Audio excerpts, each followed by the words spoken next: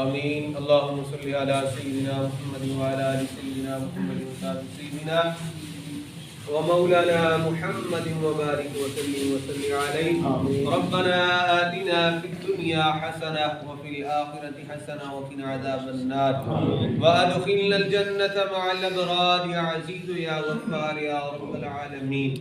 مالک مولا جتنی کلام پاک پڑھی گئی، کلمہ شریف کا بھی کیا گیا، درود شریف پڑھا گیا، سورہ بقرہ کا پہلا اور آخری رکوع تلاوت کیا گیا، ختم شریف پڑھا گیا، دوست احباب نے سورہ فاتح شریف سورہ اخلاص پڑھ کر ملک کی مالک تیری بارگاہ میں پیش کرتے ہیں، قبول و منظور فرما۔